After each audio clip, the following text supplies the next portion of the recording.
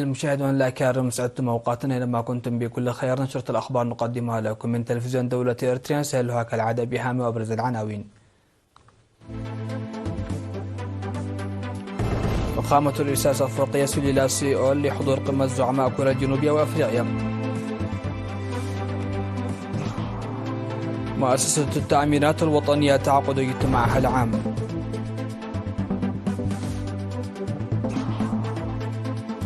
ورشة عمل لمناقشة وتحسين أداء الطلاب في مدينة مصوى وفعبت.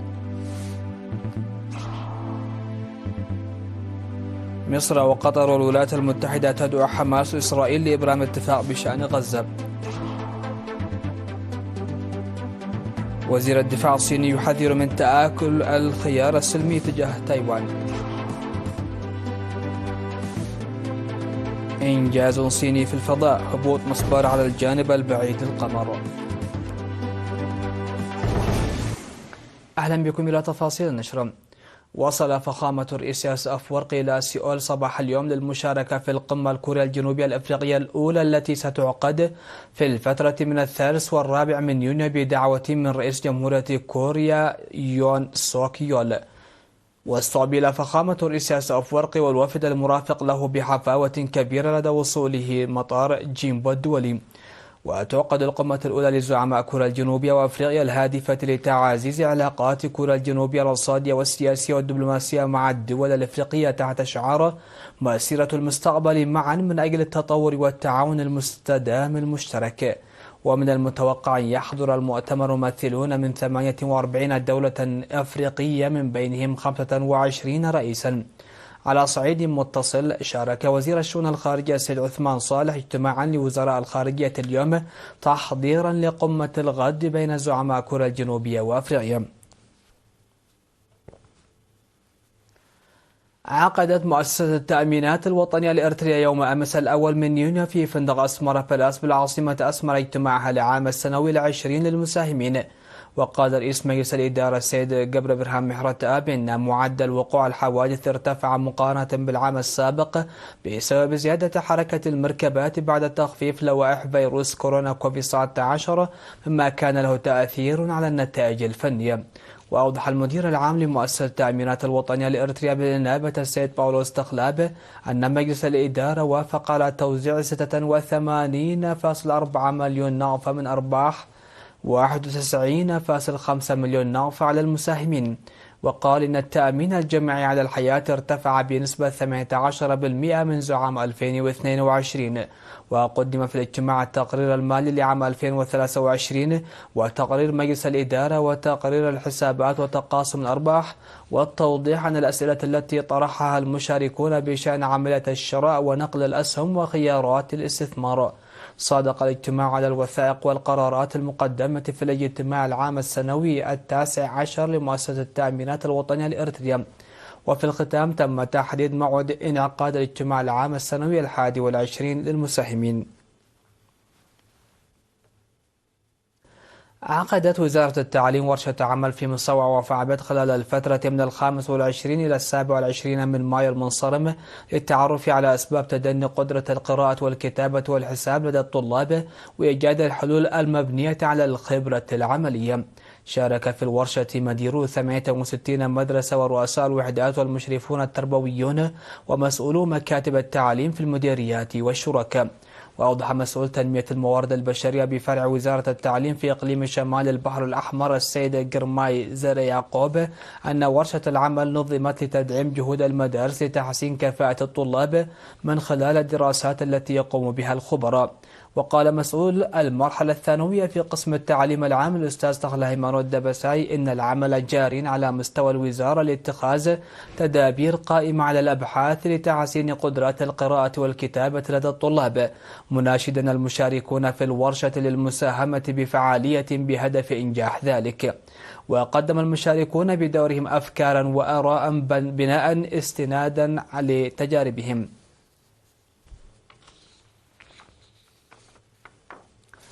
عقد مكتب وزارة العمل والرعاية الاجتماعية بإقليم القاشبركة سيمينار بالتعاون مع شركائه حول القضاء على الممارسات الضارة وضمان حقوق الطفل والمرأة.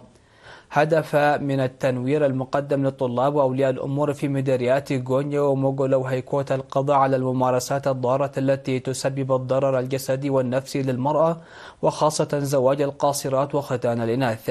وذكر مسؤول المكتب لنائبة السيد تسفى جابرييل جبرسلاسي جميع الجهات الحكومية بالعمل بجدية على هذه المهمة، بالرغم من الانخفاض الملحوظ لظاهرة مع تزايد وعي المجتمع. أضاف أن الجهود مستمرة للتخلص منه بالكامل. ودعا المدير العام لقسم الخدمات الاجتماعية في إقليم الكاشباركا السيد فرانكو كوبابا المرأة على لعب دور رائد لضمان النتائج المرجوة من أنشطة التوعية التي تقوم بها وزارات العمل والرعاية الاجتماعية والتعليم والصحة والاتحاد الوطني للمرأة وجهات إنفاذ القانون. هذا ونظم السيمينارات مماثلة لرجال الدين والمعلمين والإدارات وغيرهم في مديرية مايمنة في الإقليم الجنوبي.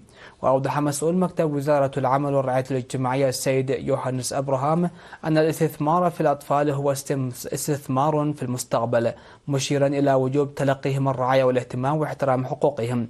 وقال مدير مديرية مايمنة المقدم أبراهام هيلي إنه من الصعب التعرف على الجنات ومحاكمتهم لأن معظم الممارسات الضارة تمارس في الخفاء، حاثا المشاركين على أن يكونوا فاعلين في رفع مستوى الوعي المجتمعي.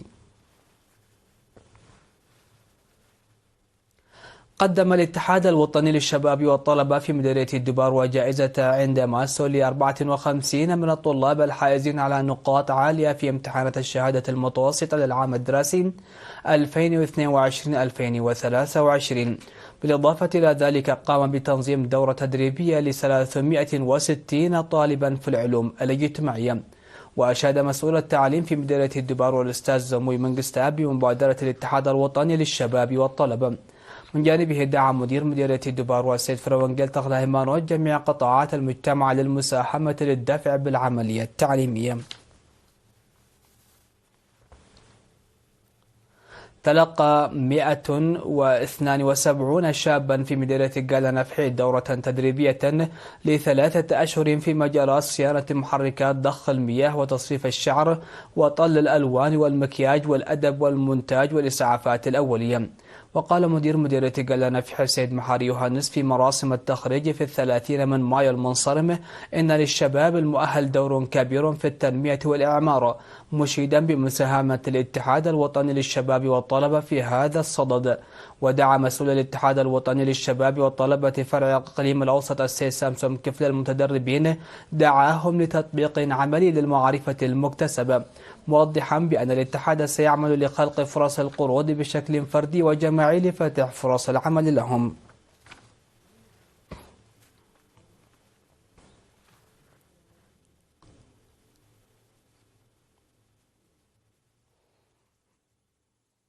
مشاهدينا فاصل ومن ثم نعود لمتابعة الأنباء على الصعيد العالمي.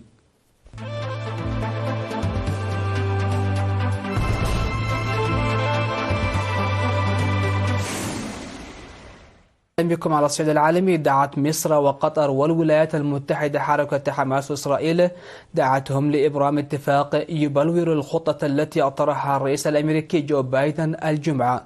وأصدرت الدول الثلاث بيانا مشتركا بصفتهم وسطاء في المناقشات الجارية لضمان وقف إطلاق النار في قطاع غزة وإطلاق سراح الرهائن والمحتجزين. وأضاف البيان: ندعو كل من حماس وإسرائيل لإبرام اتفاق يجسد المبادئ التي حددها الرئيس بايدن.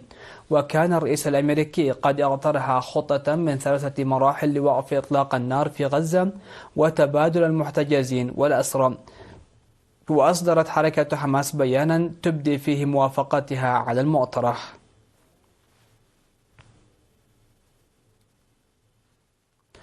قال وزير الدفاع الصيني دونغ جون إن فرص إعادة الوحدة سلميا مع تايوان تتآكل بشكل متزايد، مؤكدا أن الجيش الصيني سيتحرك بحزم وقوة لمنع استقلال الجزيرة وفق تعبيره.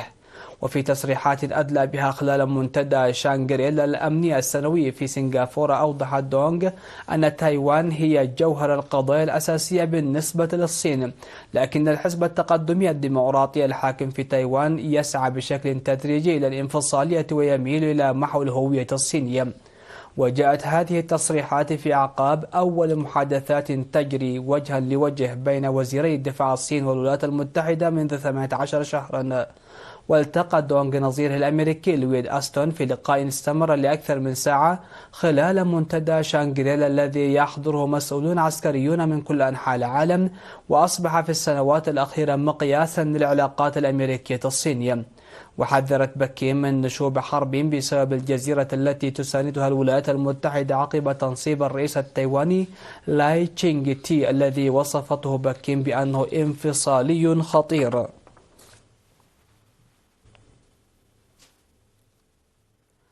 هبط المسبار الفضائي الصيني تشانغ 6 على الجانب البعيد من القمر بعد قرابة شهر على إطلاقه في مهمة لجمع عيناته بحسب ما أفاد الإعلام الرسمي في بكين.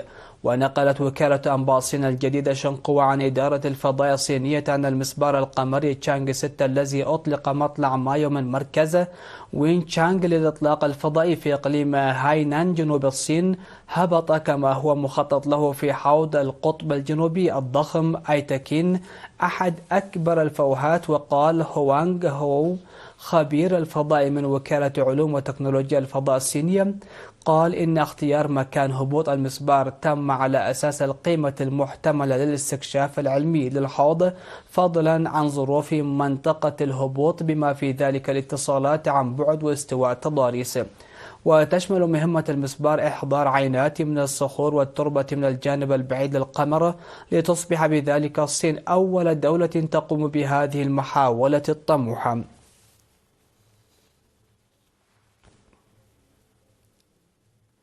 الخبر الأخير: أعلنت العديد من المناطق البافارية في ألمانيا حالة الطوارئ بعد هطول أمطار غزيرة وحدوث فيضانات وانهيار سدود في جنوب البلاد.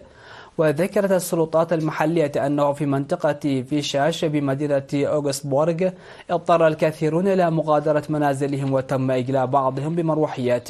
وانهار حاجز مائي وسد وفاض نهر شماتر وغمرت المياه الطرق. وأعلنت الوكالة الفدرالية للإغاثة من جانبها أنها حشدت حوالي 400 شخص في بافاريا وبادن فورتنبرغ لمكافحة الفيضانات.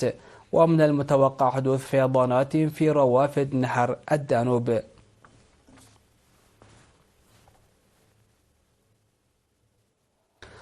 مشاهدينا، نختم نشرة هذا المساء بالتذكير بأهم وأبرز العناوين. فخامة الرئيس أفورقي يصل إلى سيول لحضور قمة زعماء كوريا الجنوبية وأفريقيا. مؤسسة التأمينات الوطنية تعقد اجتماعها العام.